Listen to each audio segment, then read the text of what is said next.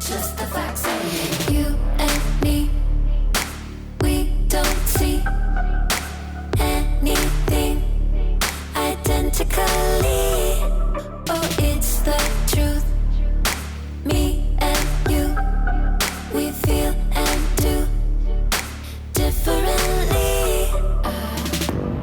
But now I think it's time I walk across these lines. You don't look like me, don't act like me, don't even think a thought like me. But you matter to me, definitely. It don't matter, cause you matter. Kindness fits everybody. Everybody wants kindness. Kindness serves everybody. Everybody needs kindness. Kindness fits everybody. Everybody wants kindness.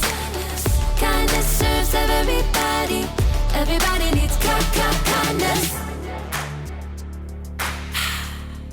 Why do we always run and hide? Pick our sides. Say we tried. Irrationally, we scream and shout. Get it out. We keep our doubts indefinitely. But now I think it's time we walk across these lines. You don't look like me, don't act like me, don't even think a thought like me. But you matter to me, definitely. It don't matter, cause you matter. Kindness fits everybody. Everybody wants kindness. Kindness serves everybody. Everybody needs kindness. Kindness fits everybody. Everybody wants kindness. Kindness serves everybody. Everybody needs kindness. The world we want won't happen in our blindness. No, I'll do my part and meet you here with kindness. 2, 3, 4. You don't look like me, don't act like me, don't even think a thought like me. But you matter to me, definitely. It don't matter, cause you matter. Kindness fits everybody. Everybody wants kindness. Kindness serves everybody. Everybody needs kindness. Kindness fits everybody. Everybody wants kindness. Kindness serves everybody. Everybody needs kindness.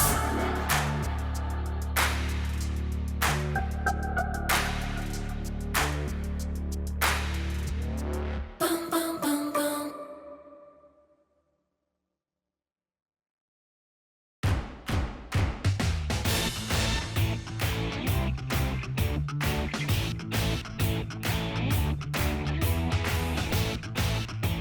Hey, I'm Haley, and I am just performing one of my many duties as a super fan, and that is sending out fan mail.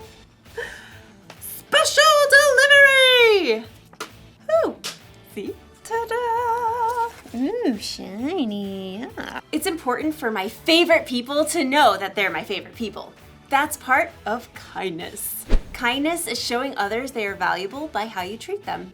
Dear Kyle, I like your smile. You can shoot basketballs a 1/4 mile. Let someone else rebound every once in a while. Your biggest fan. But don't get me wrong. I'm not just a fan of famous athletes. I'm fans of all kinds of people. Dear Mom, you're the bomb. You're like the coolest.com. You make me want to shake a pom-pom. Your biggest fan. Hey. Dear sis.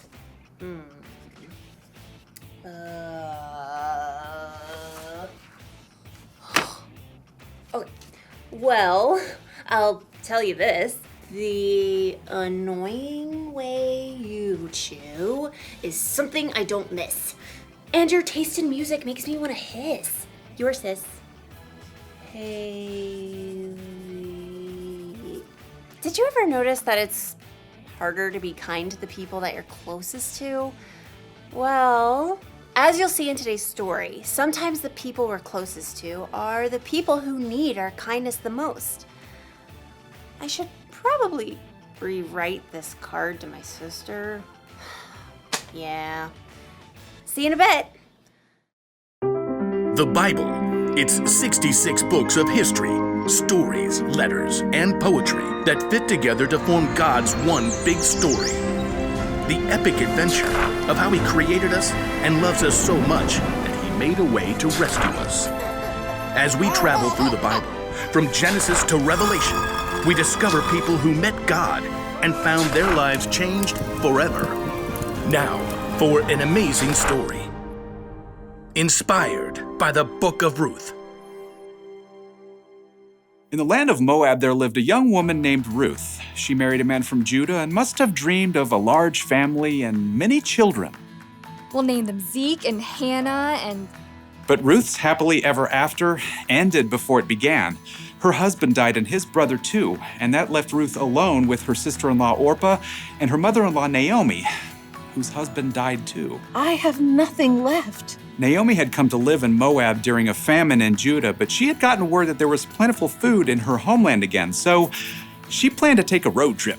Ruth, Orpah, go back to your family homes. May the Lord show you kindness as you have shown me. So Orpah kissed her mother-in-law and left, but Ruth wouldn't budge. I'm going with you. Look, your sister-in-law is going back to her people. Don't urge me to leave you or to turn back from you. Where you go, I will go. Where you stay, I will stay. Your people will be my people, and your God, my God. Well, okay then. Finally, after a long and dusty journey, the two women arrived in Naomi's hometown of Bethlehem. Everywhere along the road, barley rippled in the breeze, golden and ready to harvest. Is that Naomi? She don't look so good. Don't call me Naomi.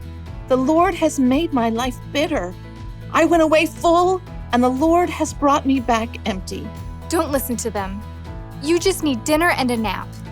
Finding food was their top priority. Some of those barley fields belong to my husband's relative, Boaz. The grain is being harvested right now. Let me go to the fields and pick up the leftovers. Go, my daughter.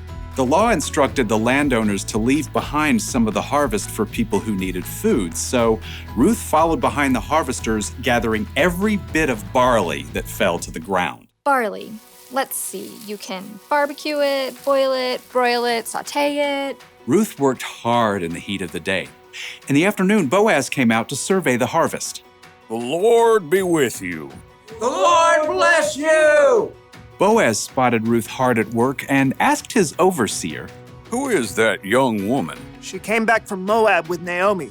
She asked if she could pick up the extra grain and has barely rested all day. Boaz was moved by Ruth's care for Naomi. He waded through the barley to speak with her. Stay here and follow along where the men are harvesting. I'll make sure no one bothers you. And when you're thirsty, you get a drink from the water jars. Why are you so kind to me, a foreigner? I've been told what you've done for your mother-in-law, how you left your homeland to come here. May the Lord reward you. Boaz offered Ruth bread and roasted grain to eat, and at the end of the day, she was able to bring a large amount of grain home to Naomi. So much food! Ruth continued to work in Boaz's fields until the end of the grain harvest, but even then, life would have been very difficult for two women living alone together. So Naomi laid out a plan for Ruth. I will do whatever you say. At the end of the harvest, the workers threshed the grain to separate the edible kernel from the straw. Then they held a big celebration. When the meal was over and the lights burned low, Boaz laid down near the pile of grain to sleep. Ruth arrived and approached Boaz just as Naomi had told her to do. She folded the blanket away from his feet and lay down nearby. Who's there? It's me, Ruth. Please give me your protection since you're responsible for our family. Boaz was surprised, but what Ruth had said was true. The Lord bless you. Don't be afraid. I'll do what you ask. Everyone knows you are wise and kind. Even though Boaz agreed to help Ruth, there was a family member who was closer than Boaz. So in the morning, Boaz set out to meet that man and the town elders to settle the matter. I will buy Naomi's land and also marry Ruth, if you will let me. Well, I sure can't purchase Naomi's land and take care of my own land too. So we're good? Go right ahead. Today, you are all my witnesses that I will buy Naomi's land and marry her daughter-in-law, Ruth. As soon as it could be arranged, Boaz and Ruth were married. Naomi came to live with them, and a short time later, Ruth and Boaz had a new baby boy. His name is Obed. Aren't you the sweetest little thing? So through the kindness of Boaz and Ruth, Naomi had a brand new home and a brand new family too. Everyone could see the difference in her face. Praise be to the Lord. He's given you a new lease on life, Naomi. Yeah, that Ruth is better to you than 7 sons. Now, Ruth's story doesn't end there. Her son Obed had a son named Jesse, who had a son named David, King David. And hundreds of years later, a new baby boy was born in Bethlehem who was a descendant of King David, and his name was Jesus.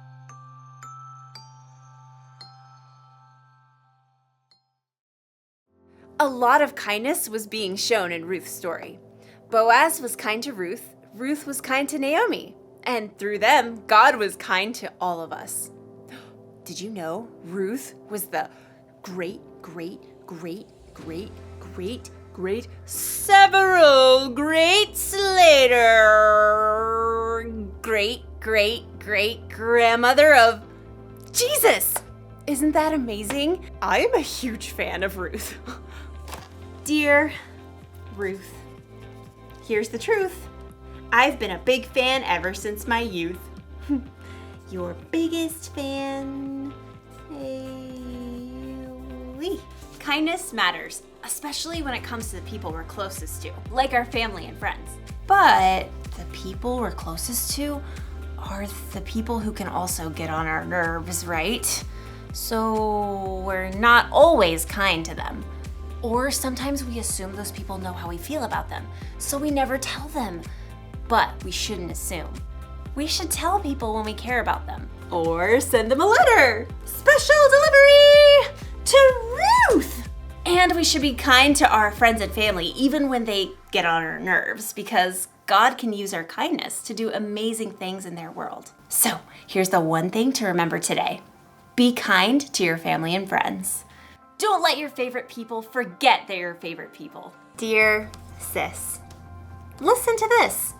If I didn't say I love you, it'd be amiss. Come on over sometime and we'll reminisce. Your sis, Haley.